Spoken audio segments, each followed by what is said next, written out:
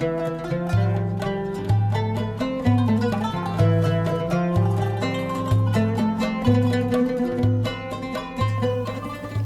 a todos. En el video de hoy vamos a continuar con nuestra serie de historias sobre el pueblo de Israel y vamos a continuar hoy hablando acerca de otro de los profetas. En esta ocasión vamos a hablar acerca del profeta llamado Amós, como le llaman. Venía de un pueblo llamado Tecoa, a 12 kilómetros de Jerusalén. Este profeta que vivió en una época un poco donde tanto el reino del sur de Yehudá, que llaman Judá o Judea, y también durante la época del reino del norte de Israel, ambos reinos estaban en una paz un poco relativa. De hecho, fue una época en la que surgió toda una clase un poco con prominencia en ambos reinos de Israel, y tenemos que había judíos con realmente posesiones materiales importantes y se da una serie de descripciones de cómo amasaron pues ciertas fortunas, etc. Y encontramos a este profeta que realmente es un poco distintivo este hecho, porque cuando en la Torá se menciona acerca de profetas como por ejemplo Natán o Eliyahu, ellos no tienen un libro que a su nombre en este sentido. Solamente incluso encontramos profetas como Samuel, que sí tiene dos libros a su nombre, que en realidad podríamos quizás hablar de uno, aunque en el segundo libro pues ya Samuel estaba muerto, en el primero ni siquiera es el protagonista principal. Y encontramos profetas con esta serie de características, pero en el caso del Amós tenía su propio libro y él es figura central en su escrito, porque de hecho se convierte en una especie de profeta de que en esta ocasión está denunciando los errores de la nación y haciendo un llamado por la justicia, haciendo un llamado por la equidad. Básicamente, si trasladásemos a Amós al presente, pues sería como uno de aquellos luchadores por la justicia, luchadores por los derechos humanos, etc. Antes de que aparecieran todos esos movimientos, ya hace 2800 años atrás, había un profeta en Israel que estaba pues abogando por toda esta serie de derechos y justicia, etcétera, etcétera. Porque esto es lo que estaba aconteciendo. Esta clase que estaba surgiendo en Israel ahora, de estos judíos ricos, y que cuenta la historia que al parecer tenían una casa de invierno, una casa de verano, tenían propiedades, cuenta la historia de que se vestían de forma elegante, iban al templo y hacían una serie de ofrendas de regalo y de agradecimiento a Dios, y realmente llevaban una vida próspera, y de hecho cuenta la historia, el relato de que tenían camas cómodas, todo muy bien. Pero se estaban olvidando en este caso de sus hermanos pobres, a los cuales estaban en este caso no cumpliendo con el mandamiento de la Torá, que habla de que hay que ayudar a los pobres, hay que equilibrar en este sentido, porque son los hijos de tu pueblo, hermanos, dice la Torá. Y estos judíos estaban pensando que el estilo de vida que llevaban era aceptable. Y viene un profeta, Amós, y los denuncia y comienza a hablar de aquellos errores que están cometiendo la gente y llamándoles la atención en este sentido.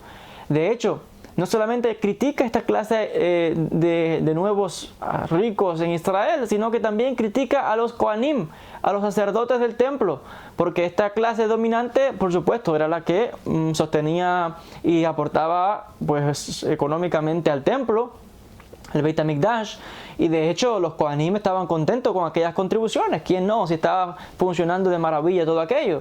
Pero el problema que Amós señala es que aquellos judíos, claro, iban muy piadosos al Beit HaMikdash y llevaban sus ofrendas y a todo aquello, pensaban que aquella estructura era del agrado de Hashem.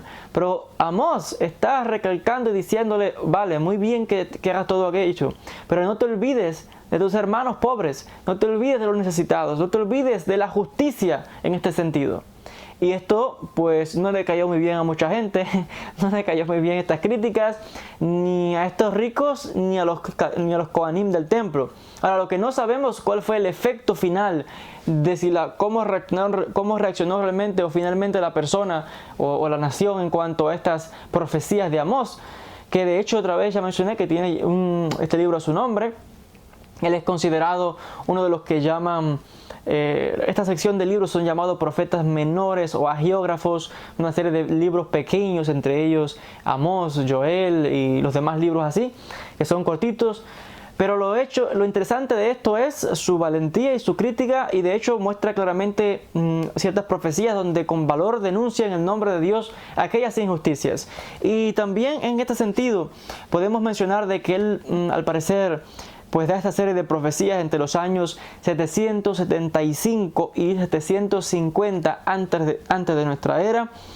Se nos cuenta de que por aquel tiempo, claro, en Israel y en Judá había cierta paz, porque uno de los enemigos claves de Israel, que había sido Siria en este sentido, había sido derrotado, y a Siria como que a este respecto, pues dice el texto literalmente que estaba dominando, era gobernado por una serie de reyes débiles que realmente en este sentido tenían una política pues como más pacífica en este sentido de mantener la paz, y por eso es que había cierta paz entre comillas en los reinos de Israel del norte y del sur.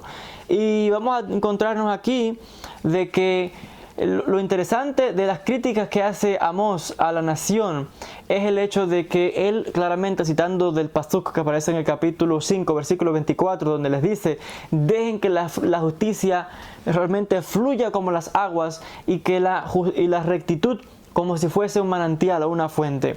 Y en este sentido, él habla claramente de que a menos que cambien, muestra y dice y afirma una profecía de que Dios personalmente se encargaría de la destrucción del reino del norte de Israel, como va a acontecer más tarde, de mano en este caso de los asirios. También vamos a encontrarnos de que sí, dice él citando el pasuk que aparece en Amós capítulo 3 versículo 2, donde él le dice, recrimina muy fuerte a la nación, porque le dice: ustedes sí son pueblo elegido de Dios, pero dice el texto de que en este sentido se les demanda más a ustedes precisamente por eso. No piensen que porque dice la Torah que son pueblo elegido, pues ahora pues están más como cómodo, etcétera. No, como precisamente por esta condición elevada, pues Dios demanda más de ustedes en este sentido. Y está claramente esto, ya mencioné en Amós capítulo 3. Y de hecho se nos muestra de que en este sentido Dios llamaría a rendir cuentas a la nación por esta falta de rectitud o de justicia para con el pobre, para con el necesitado. Y de hecho, que hemos mencionado que escribió su profecía, sus textos, hace más de 2800 años. En este sentido, podemos también mencionar algo muy interesante, y es que es una característica de todo Israel, tanto del pasado como del presente. Israel no esconde los errores. Cuando la nación cometió errores, dígase el pueblo como un todo, como el más grande líder, Moshe Rabenu, los errores que cometió Moshe Rabenu están escritos.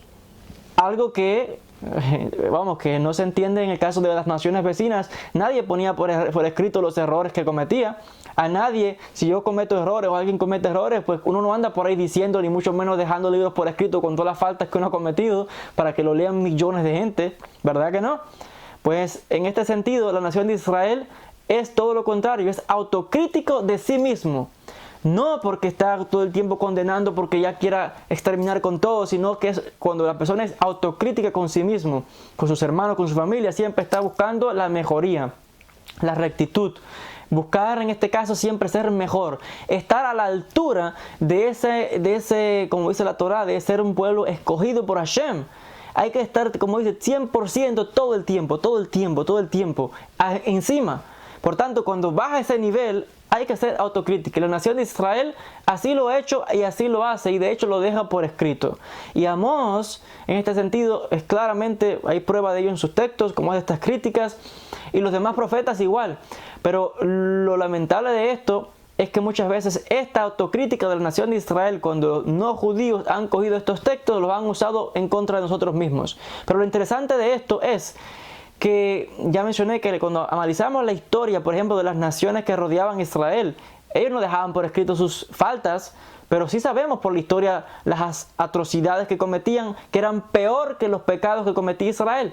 Sabemos de las naciones vecinas, cómo iban conquistando otros lugares, expatriaban a las personas, las llevaban al exilio, cometían asesinatos de masa de miles de gentes. Cuenta el texto como describe, como lo hicieron en Israel, cómo sin piedad rajaban a las mujeres en cinta. estos son errores y pecados más graves que los pecados que cometió Israel. Y en este sentido, cuando los profetas critican, se autocritican a sí mismos y se autocritican a sus hermanos y a la nación como un todo, es lo que estoy mencionando. No porque los pecados de Israel sean peores que los demás no judíos del lado, no. Si los pecados de esta gente son peores todavía, abominación delante de los ojos de Dios.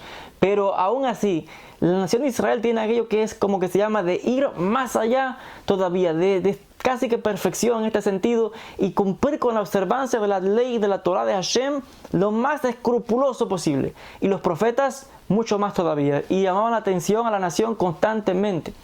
Y ya mencioné que lamentablemente esta característica de la nación de Israel, de ser autocrítico con sí mismo, de no esconder los errores, y no solo eso, de que no solamente aceptamos esto, sino que se pusieron por escrito en estos libros, y de hecho, cuando se formó el canon de las escrituras hebreas, los rabinos canonizaron esos textos como sagrados, esos mismos textos de crítica, textos como sagrados que serían estudiados por todos los judíos por todas las generaciones. Esos mismos textos de autocrítica que las aceptamos, a diferencia de otras naciones vecinas o de otras religiones o de quien sea que esconden sus errores, porque a diferencia de otras religiones, analicemos cuántas reconocen los errores de sus líderes, cuántas reconocen los errores de sus fundadores o de aquellos que en un comienzo dieron origen. Es raro encontrar tal cosa. Y tan extendidos como hay debates que se explican en los libros de los profetas de las escrituras hebreas. No encontramos eso en otras religiones. Siempre encontramos de que eran perfectos, piadosos, lo más elevado. Pero nunca encontramos los errores que cometían. Por tanto, que no cometían errores. Por supuesto que todo el mundo comete errores. Lo que pasa es que a nadie le gusta escribir las faltas. A nadie le gusta que le señalen los errores. Pero la nación de Israel sí tiene una característica, es esa. Que en el pasado lo dejó por escrito, y en el presente igual, porque solamente hay que ver que como dice, cuentan los sabios, donde hay dos judíos, hay 3, 4 y 5 y 6 opiniones, y siempre hay un enredo y debate y análisis, pero no es porque se debata o haya este tipo de en este caso de análisis en este caso de simplemente debatir por debatir o por bravura, no. Se debate y se analiza la Torah por buscar siempre la mejor explicación de la Torah, por ser cada día mejor, por ser perfecto, buscar llegar a la perfección máxima que un ser humano puede alcanzar. Pero para lograr eso, hay que señalarse las faltas a uno mismo. Hay que ser capaz de autorreconocer nuestros errores, y los errores de las familias hay que mejorarla, en este caso la nación de Israel como un todo. Y lamentablemente, pues los enemigos de la nación de Israel, en la época medieval y en diferentes lugares, pues utilizaron los mismos textos nuestros para señalar y decir, mira a los judíos, como dice, mira qué duro de servir son, mira cuántos pecados cometen, mira cómo hacen tal cosa, esto y lo otro. Vale, pero el problema es que lamentablemente así es lo que han hecho los enemigos de Israel, y hasta el día de hoy muchos piensan que la nación de Israel todavía son como se describen los textos, con todo ese tipo de faltas. Estamos hablando que son textos de hace 2800 años, casi 3000 años atrás, pero la gente no cambia la mentalidad y cree que todavía estamos en aquella época, no sé. Pero bueno, aquí tenemos un ejemplo claro de un profeta que llama a la justicia, un profeta que llama a la rectitud, un profeta que llama al bien, un profeta que llama a la nación a hacer teshuvá y a emoldarse a la senda correcta. Un profeta del cual hemos aceptado estas críticas y hemos aceptado la autocorrección en este sentido, y se ha dejado por escrito. De lo contrario, si a la nación no le hubieran gustado esos libros, lo hubieran quemado y destruido hace tiempo, como han hecho las demás naciones vecinas. Pero no es así con Israel. De hecho, los ha canonizado, como cuando se reunió la gran asamblea de rabinos, encabezados por Rabbi Akiva, que fue un rabino principal en determinar los libros que serían seleccionados como canónicos o divinos, etcétera, etcétera. De todo ello podríamos hablar quizás en otro video, Bezrat Hashem. Hasta aquí el video de hoy acerca de este profeta Amós, como se le llama, de un pueblo de Tecoa en Israel. Gracias a todos por la atención. Bezrat Hashem, nos veremos en un próximo encuentro. Shalom y bendiciones.